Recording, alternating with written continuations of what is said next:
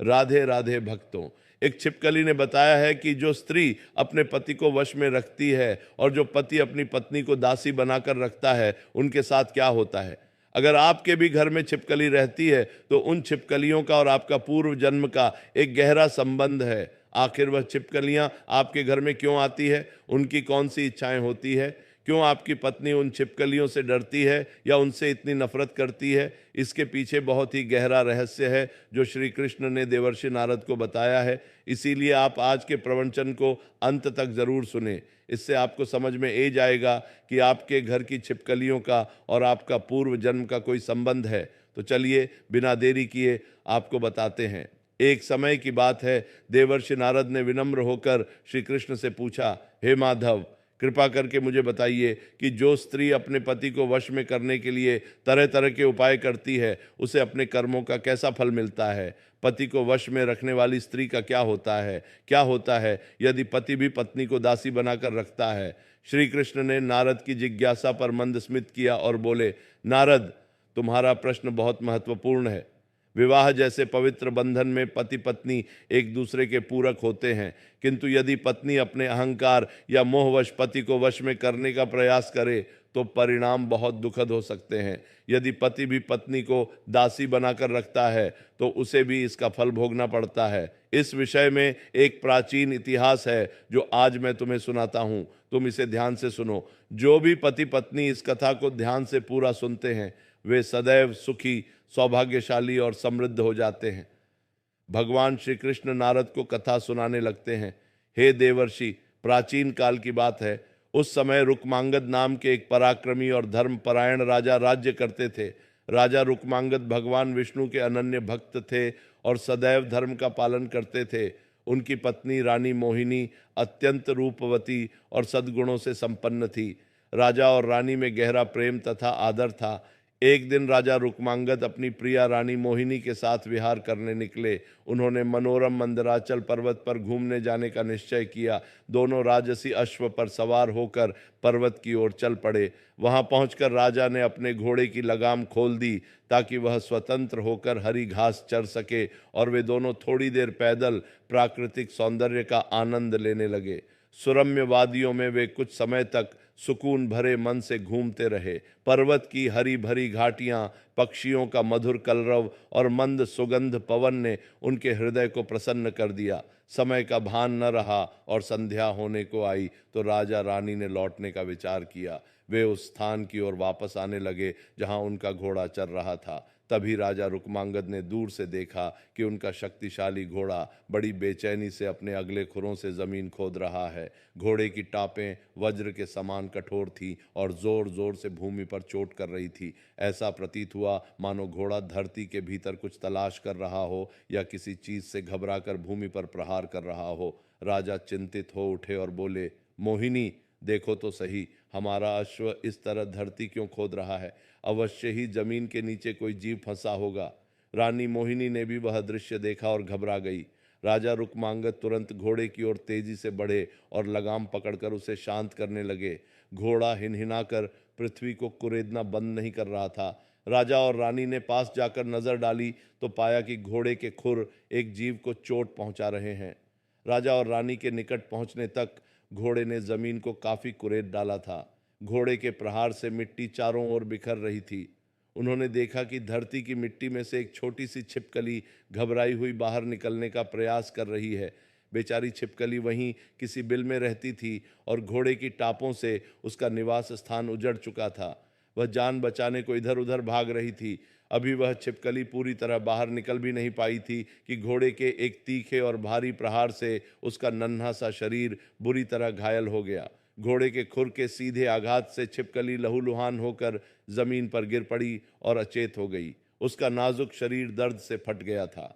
दयालु राजा रुक्मांगद ने यह हृदय विदारक दृश्य देखा तो उनका हृदय करुणा से भर उठा।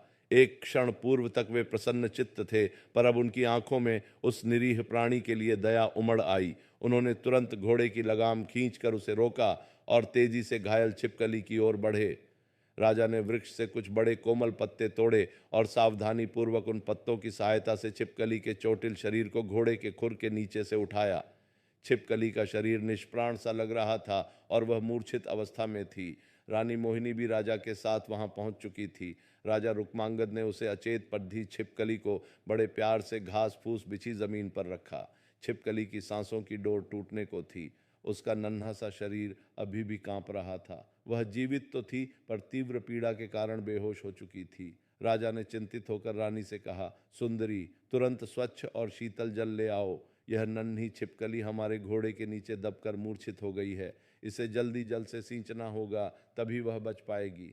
स्वामी की आज्ञा पाते ही रानी मोहिनी तुरंत पास ही के झरने की ओर भागी।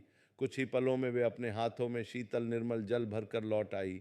राजा ने झुककर अपने हाथों से वह ठंडा पानी छिपकली के शरीर पर धीरे धीरे छिदकना शुरू किया। शीतल जल की बूंदें गिरते ही मानो चमत्कार हुआ। बेहोशी के अंधेरे में डूबी उस छिपकली के शरीर में धीरे धीरे हरकत होने लगी। थोड़ी देर तक राजा उसे जल से सींचते रहे और मोहिनी पास खड़ी आशा भरी दृष्टि से यह दृश्य देखती रही। अंततः शीतल जल के अभिषेक से छिपकली ने आंखें खोल दी। उसकी मूर्छा टूटी और चेतना लौट आई। घायल होने के कारण उसके शरीर में अत्यंत पीड़ा थी, फिर भी उसने करवट लेकर अपनी नन्ही आंखों से राजा को देखा। राजा रुक्मांगद ने राहत की सांस ली और कोमल स्वर में बोले, भगवान का शुक्र है, यह चेतना में आ गई है। रानी मोहिनी ने भी संतोष व्यक्त किया, हाँ स्वामी, ठंडे पानी से इसे सचेत होते देर नहीं लगी। आपने बिल्कुल ठीक समय पर इसे बचा लिया। छिपकली कुछ क्षण तक दर्द से करवट बदलती रही, फिर उसने मानो साहस जुटाकर अपनी आंखें पूरी तरह खोली। सामने राज दंपत्ति को खड़े देख वह समझ गई कि इन्हीं के प्रयास से उसकी जान बची है। उस निरीह जीव ने कृतज्ञता भरी दृष्टि से राजा रुक्मांगद की ओर देखा। राजा ने दयालु मुस्कान के साथ उसके सर पर हल्का सा स्पर्श किया, मानो आश्वासन दे रहे हों कि अब वह सुरक्षित है। तभी एक अद्भुत घटना घटी। जमीन पर पड़ी वह साधारण सी छिपकली सहसा मानवीय शब्दों में बोलने लगी। दुर्बल और कांपती आवाज में उसने राजा को संबोधित किया, महाबाहु रुक्मांगद, महाराज, आपने मुझ पर जो अनुग्रह किया है उसके लिए मैं हृदय से आभारी हूँ। आप जैसे पुण्यवान राजा के सानिध्य में आने से मुझे अब सब कुछ ज्ञात हो गया है। यह सुनकर राजा और रानी दोनों आश्चर्य में पड़ गए। अरे यह क्या? यह छिपकली तो मनुष्य की वाणी में बात कर रही है। राजा ने हाथ जोड़कर उस छिपकली से पूछा, हे देवी, आप कौन हो और आपकी ऐसी दशा किस कारण से हुई है, और आप मनुष्य के वाणी में बात कैसे कर पा रही है? कृपया मुझे अपना वृत्तांत विस्तार से सुनाओ ताकि मैं आपकी सहायता कर सकूं। तब वह छिपकली बोलने लगी, हे राजन, कृपया मेरी बात सुने। मैं कोई साधारण छिपकली नहीं हूं, बल्कि अपने पूर्व जन्म के कर्म फल भोग रही एक पापिनी आत्मा हूं। अगर आपकी कृपा ना होती तो आज मेरा जीवन समाप्त हो जाता। आज जब आपके जैसे भगवान विष्णु के परम भक्त का सानिध्य मुझे प्राप्त हुआ तो मुझे मनुष्य की तरह वाणी प्राप्त हो गई और मुझे मेरे पूर्व जन्म के सभी कर्म भी याद आ गए हैं। इसीलिए मैं आपको मेरे पूर्व जन्म का चरित्र सुनाती हूँ, तभी आपको मेरे इस दुख का कारण समझ में आएगा। उस छोटे से प्राणी के ऐसे वचन सुनकर राजा रुक्मांगद भी आश्चर्यचकित थे, किंतु वे धर्म और अध्यात्म के गूढ़ रहस्यों से भली भांति परिचित थे। उन्होंने मन ही मन सोचा कि निश्चय ही यह कोई पूर्व जन्म का प्राणी है जो शापवश या पापवश छिपकली बना है। उन्होंने तुरंत अपने आश्चर्य को संभाला और पृथ्वी पर झुककर नरम स्वर में बोले, हे भोले प्राणी, निस्संकोच अपना वृतांत सुनाओ, मैं ध्यानपूर्वक सुनूंगा।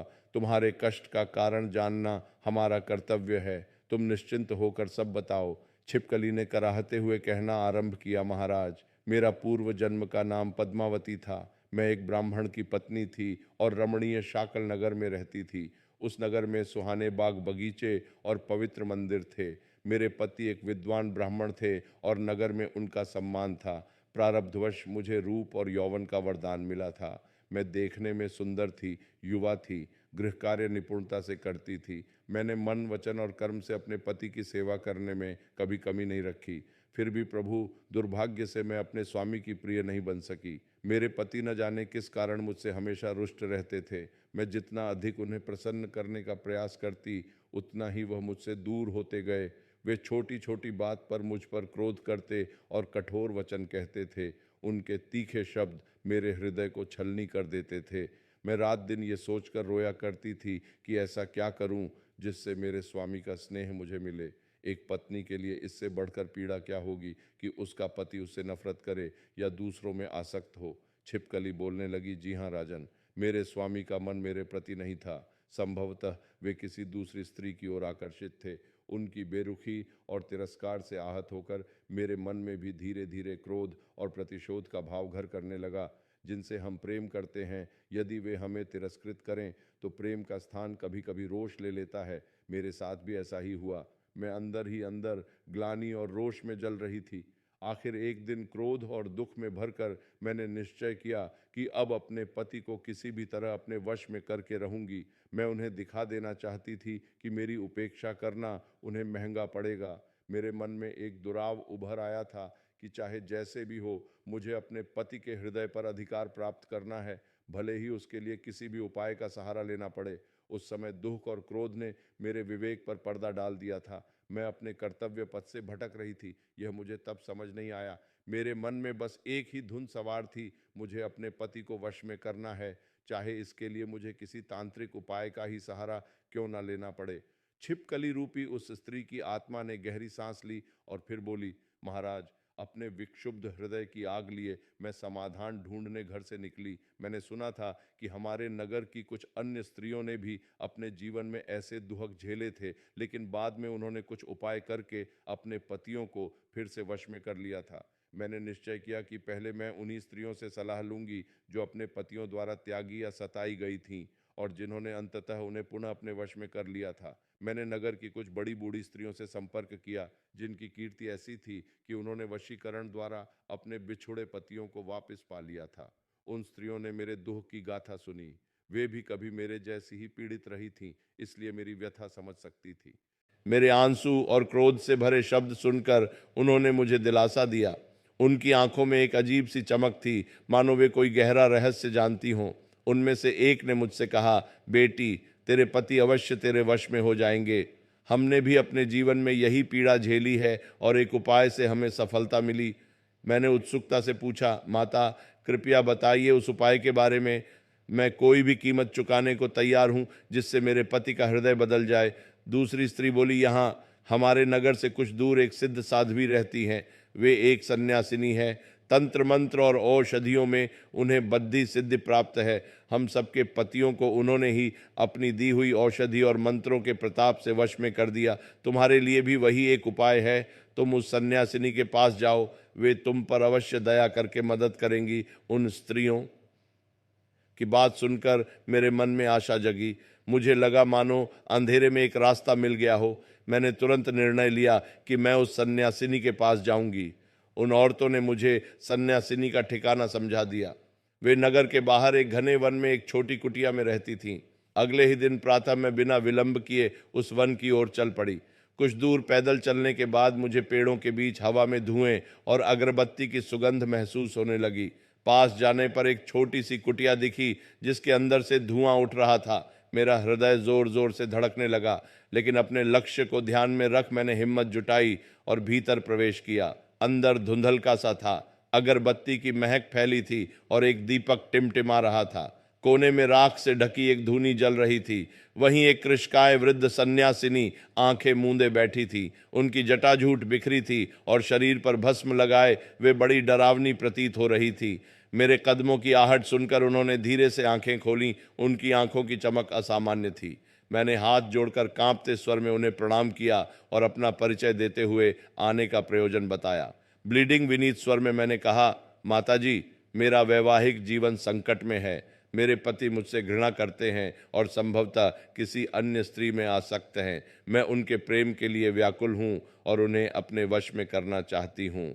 कृपा करके मेरी सहायता करें। सुना है आप शक्तिशाली औषधियाँ एवं मंत्र जानती हैं जिससे पति का हृदय परिवर्तन हो जाता है। मेरी बात सुनकर उस तपस्विनी के होठों पर एक हल्की मुस्कान आई। उन्होंने भरी आवाज में उत्तर दिया, बेटी, तुम्हारा दुख समझ सकती हूँ। पति का विचलित होना स्त्री के लिए भारी कष्टदायक है। मैंने कई बहनों की सहायता की है। ईश्वर ने चाहा तो तुम्हारी भी सहायता होगी। फिर वे उठकर कुटिया के एक कोने में गईं और एक छोटी मंजूषा संदूकची से 2 चीजें निकाली। लौटकर उन्होंने मेरे हाथ में एक छोटी पुड़िया और लाल धागे का बंधा हुआ एक रक्षा सूत्र रखा। उन्होंने समझाया, इस पुड़िया में एक विशेष चूर्ण है। इसे आज रात्रि प्रदोष काल में जब संध्या ढल रही हो, एक गिलास दूध में घोलकर अपने पति को पिला देना। यह चूर्ण ग्रहण करते ही तुम्हारे पति के हृदय में तुम्हारे प्रति आकर्षण जाग जाएगा और वे किसी अन्य स्त्री की ओर देखने का साहस नहीं करेंगे। साथ ही इस रक्षा सूत्र को मंत्र सिद्ध किया गया है, इसे उसी समय अपने पति के गले में बांध देना। इसके प्रभाव से तुम्हारे पति का मन भटक नहीं पाएगा और वह तुम्हारी बातों को मानेगा। मैंने सन्यासिनी माता जी के चरण छुए और फूट फूट कर उनका आभार व्यक्त करने लगी। उन्होंने कहा, अब विलंब मत करो, शीघ्र जाओ, परमात्मा तुम्हारे पति पर दया करें। मैं उज्ज्वल आशा लिए वह चूर्ण और रक्षा सूत्र लेकर घर लौटी। उस समय मेरे हृदय में एक अजीब सी संतुष्टि थी कि अब मेरे दुखों का अंत होने वाला है। मुझे पूरा यकीन था कि अब मेरे पति मेरे चरणों में होंगे और मेरा जीवन सुखी हो जाएगा। छिपकली रूपी पद्मावती की आवाज़ भर्राने लगी थी, मानो उस पाप की स्मृति मात्र से वह कांप उठी हो। फिर भी उसने अपनी करुण कथा जारी। राखी राजन, उस दिन मैंने बड़े धैर्य से संध्या होने की प्रतीक्षा की। मेरा हृदय जोर से धड़क रहा था। उत्सुकता, भय और क्रोध सभी मिलकर एक तूफान सा मचा रहे थे। भीतर प्रदोष काल का समय आते ही मैंने रसोई में गाय के दूध का एक प्याला गर्म किया। हाथ कांप रहे थे, पर मैं संकल्प ले चुकी थी। मैंने धीरे से वह चूर्ण दूध में मिला दिया। दूध में मिलाते ही वह चूर्ण घुलकर अदृश्य हो गया, मानो उसमें कुछ था ही नहीं। लेकिन मेरे मन में उसकी शक्ति को लेकर कोई संदेह नहीं था। उस शाम मेरे पति जब घर लौटे तो वे कुछ थके थके से और चिंताग्रस्त लग रहे थे। शायद वे किसी चिंता में डूबे थे। मैं रोज की भांति उनके लिए भोजन परोसने आई, लेकिन उस दिन मेरे मन में गुप्त उत्साह था कि अब मेरे दुखों का अंत निकट है। मैंने बड़े प्रेम से उन्हें भोजन परोसा और अंत में वह दूध का प्याला उनके सामने रख दिया। संध्या का धुंधलका चारों ओर फैल चुका था। पास ही एक दीपक जल रहा था जिसकी लौ स्थिर थी। मैंने आग्रहपूर्वक कहा, स्वामी, यह दूध पी लीजिए। आज विशेष रूप से आपके लिए केसर डालकर दूध गर्म किया है। शायद मेरा इतना मधुर और आदरपूर्ण व्यवहार उन्हें आश्चर्य में डाल रहा था, पर वे मना न कर सके। उन्होंने कटोरा उठा लिया और कुछ ही घूंट में सारा दूध पी गए। दूध पीते ही कुछ क्षणों में उस चूर्ण का प्रभाव प्रकट होने लगा। मेरे पति के चेहरे का रंग अचानक फीका पड़ने लगा। पहले तो उन्हें हल्की खांसी उठी, फिर माथे पर पसीने की बूंदें चमक आई। मैं मन ही मन घबरा उठी। यह कैसा बदलाव शुरू हो गया। वे उठकर खड़े होना चाह रहे थे, पर तुरंत लड़खड़ाकर वापस आसन पर गिर पड़े। उनकी आंखों में असहनीय पीड़ा झलकने लगी। मैं घबराकर उनके पास आई और चिंतित स्वर में पूछा, स्वामी, क्या हुआ? अचानक आपकी तबीयत कैसी हो गई? मन में भय था, पर एक कोने में शैतानी संतोष भी था कि मेरे प्रयास का असर शुरू हो चुका है। मेरे पति ने कराहते हुए पेट पकड़ लिया। उन्हें पेट में तीव्र दर्द उठा और वे वहीं भूमि पर लेट गए। उनकी सांस धौंकनी की तरह चलने लगी और चेहरा पीला पड़ गया। ऊपर से मैं व्याकुलता का अभिनय कर रही थी, पर भीतर मेरे अहंकार को तुष्टि मिल रही थी कि जितना अपमान मैंने सहा था उसकी सजा उन्हें मिल रही है। पर महाराज, कुछ ही देर में स्थिति मेरे नियंत्रण से बाहर होती दिखी। उनके पूरे शरीर में अजीब सी जड़ता छा गई। तीव्र ज्वर ने उन्हें घेर लिया। उनका शरीर कांप रहा था और वे पसीने से नहा गए। मैं डर तो गई थी, फिर भी खुद को दिलासा दिया कि शायद यह दवा का प्रारंभिक असर भर है, लेकिन मन में गहरी आशंका थी। रात बढ़ती गई और मेरे पति की अवस्था भयानक रूप से बिगड़ती चली गई। वे तड़प तड़प कर कभी बिस्तर पर गिरते तो कभी दर्द से भूमि पर लौटते। उनकी हालत देख मेरा कलेजा कांप उठा। यह तो मैंने सोचा ही ना था कि वशीकरण का परिणाम इतना भयानक होगा। मैं बुरी तरह घबरा गई थी। मेरे पति को जैसी पीड़ा हो रही थी उसे देखकर पत्थर दिल भी पिघल जाता। मैं जल्दी से उन्हें संभल कर किसी तरह बिस्तर पर लिटा आई। उनकी आंखें पीड़ा से लाल हो चुकी थीं और शरीर तपकर अंगारा बना हुआ था। 1-2 दिन के भीतर ही उनकी सेहत बुरी तरह गिर गई। तेजस्वी देह खोखली होती चली गई। उनका चेहरा सूख कर पीला और आंखें भीतर धंस गई। राजन, उस अभागे चूर्ण के दुष्प्रभाव से मेरे स्वामी को क्षय रोग हो गया था। वे दिन ब दिन क्षीण होते गए। उनके गुप्त अंग में एक भयानक घाव हो गया था जिसमें संक्रमण फैल गया और कीड़े पड़ गए थे। यह अत्यंत भयावह दृश्य था। मैंने अपने क्रोध में जो रास्ता चुना था वह आग बनकर सब कुछ भस्म करने को उद्यत था। मेरे पति जीवन और मृत्यु के बीच झूल रहे थे। मेरा गर्व अब डर और पछतावे में बदलने लगा था।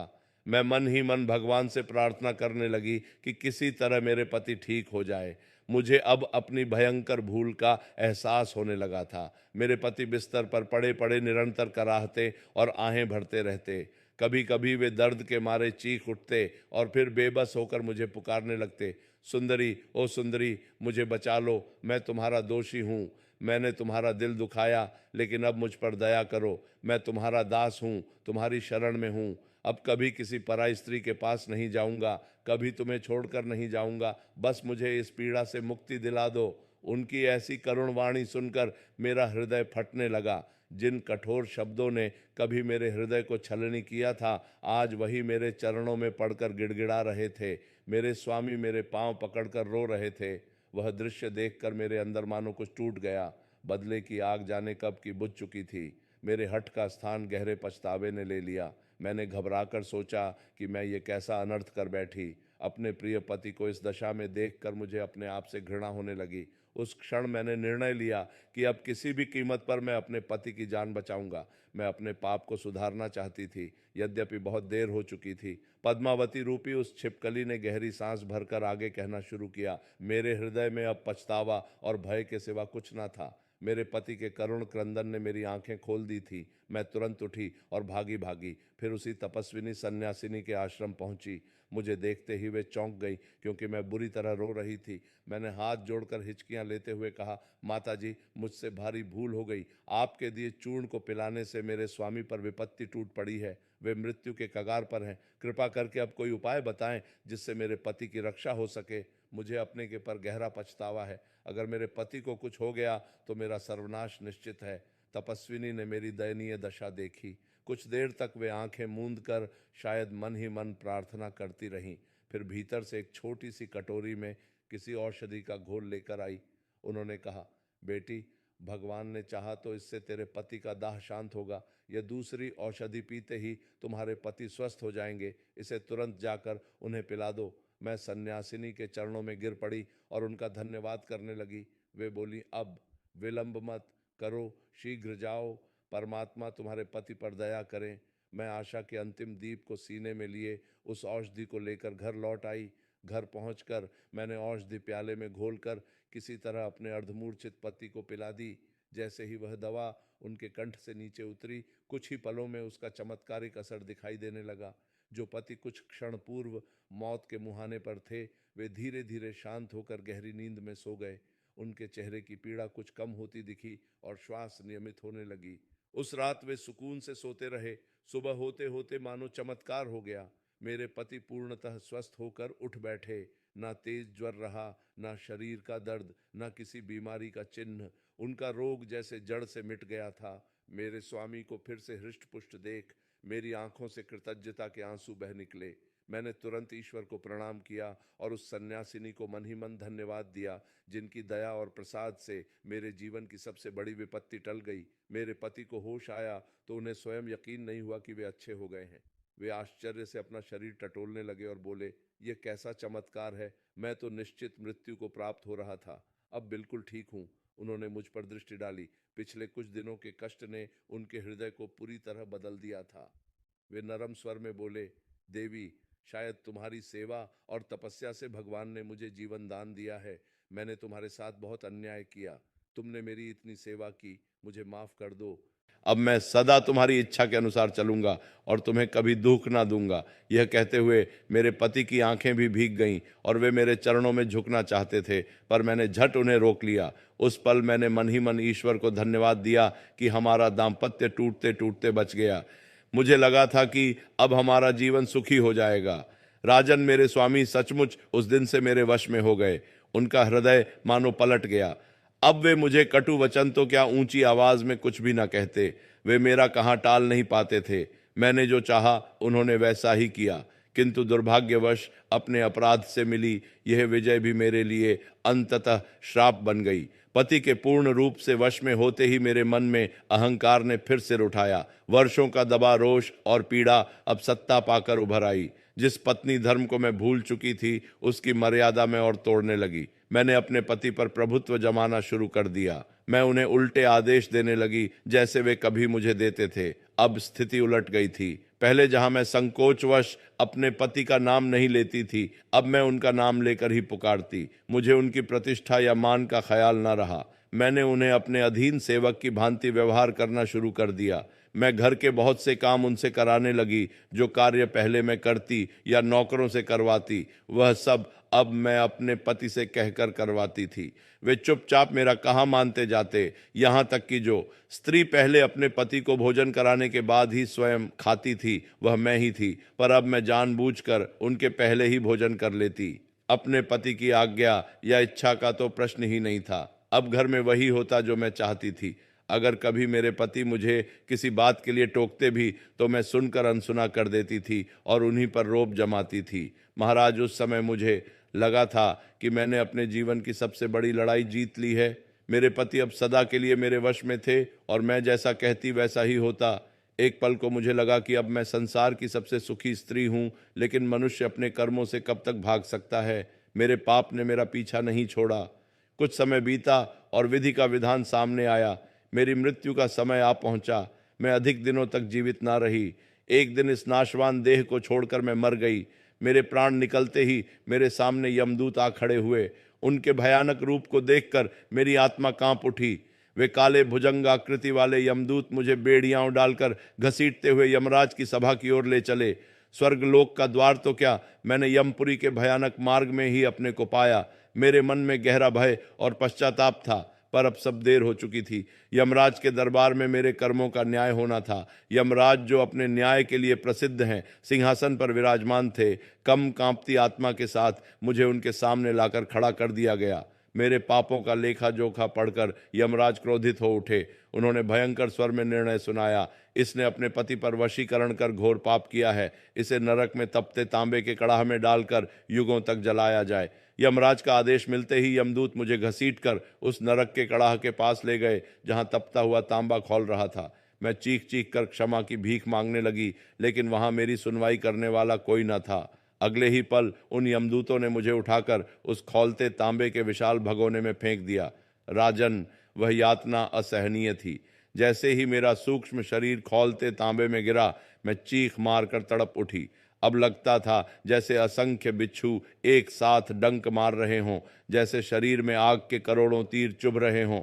मैं अगणित वर्षों तक उसी यातना को भोगती रही। मेरा चीखना, चिल्लाना, रोना, विलाप सब व्यर्थ था। वहां मेरी सुनने वाला कोई न था। मेरे पाप मुझे भस्म करते रहे। मुझे तांबे के उस उबलते कड़ाह में लगातार 15 युगों तक जलाया गया। इतने लंबे समय तक नारकीय यातना सहने के बाद जब मेरे कुछ पाप भस्म हो गए, तब यमराज ने मुझे नरक से निकालने का आदेश दिया। मैं समझ चुकी थी कि मेरे कृत्य अक्षम्य थे, किंतु अभी पूरी सजा बाकी थी। यमराज ने कठोर स्वर में कहा, इसके पाप पूरी तरह नहीं मिटे हैं। इसे मनुष्य योनि अभी नहीं मिलेगी। इसे पृथ्वी पर भेज दो। उनके आदेश के अनुसार मेरा अगला जन्म पृथ्वी पर एक तुच्छ छिपकली के रूप में हुआ। महाराज, इस छिपकली की देह में रहते हुए मुझे अब 10,000 वर्ष बीत चुके हैं। इतने वर्षों तक मैं इस रूप में पृथ्वी पर भटक रही हूँ।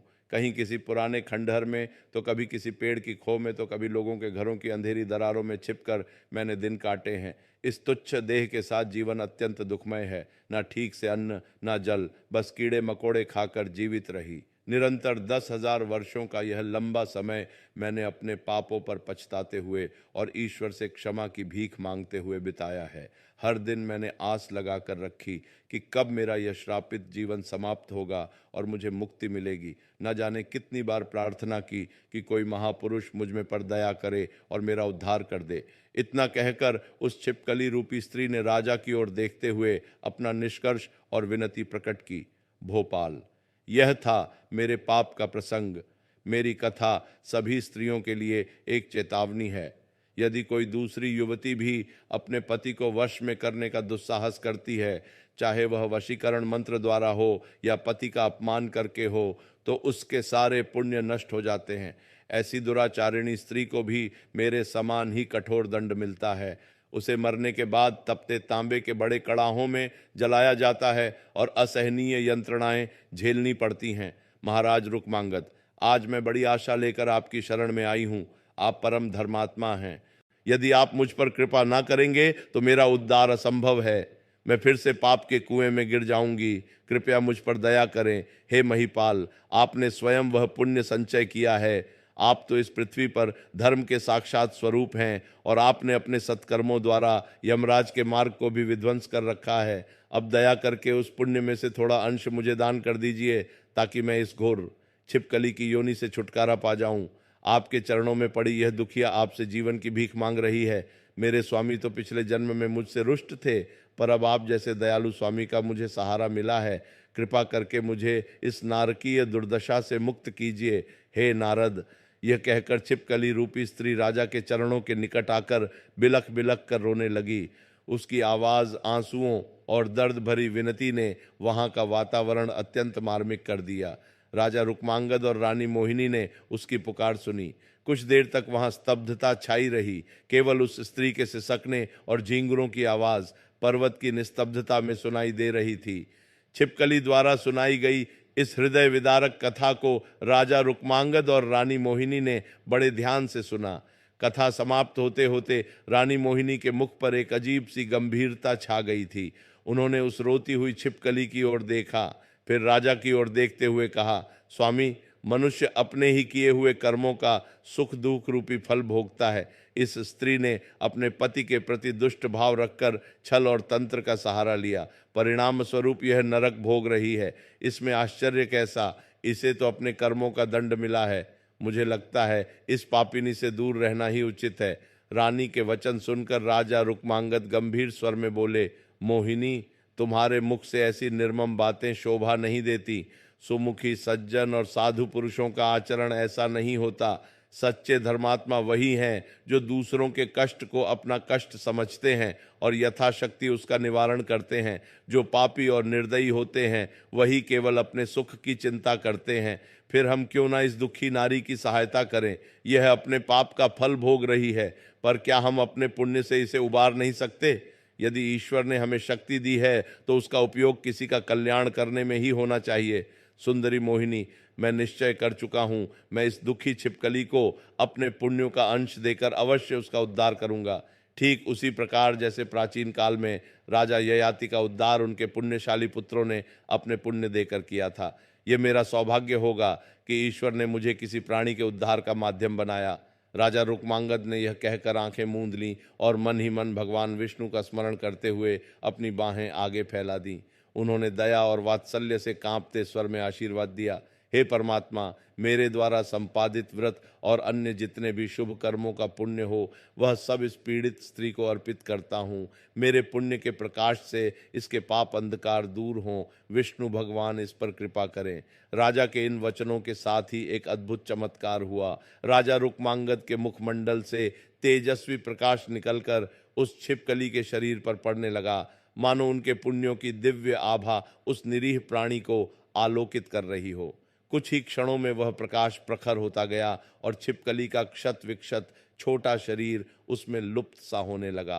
प्रकाश का वह पुंज कुछ देर तक फैला रहा, जब उसका तेज कम हुआ और राजा रुक्मांगद भी। मोहिनी ने आंखें खोलकर देखा तो जो दृश्य सामने था उसे देखकर उनके आंसू खुशी से छलक पड़े। उस स्थान पर अब छिपकली का टूटा हुआ शरीर नहीं था, वहां एक दिव्य सुंदरी स्त्री खड़ी थी। उसका रूप अद्भुत तेजस्वी था। उसने चमकते रत्नों से जटित दिव्य वस्त्र धारण किए हुए थे और आभूषणों से विभूषित थी। उसका मुखमंडल सूर्य की भांति दे दीप्यमान हो रहा था, मानो स्वयं लक्ष्मी प्रकट हो गई हो। उस स्त्री ने नया जीवन पाकर आनंद से भरकर राजा और रानी को प्रणाम किया।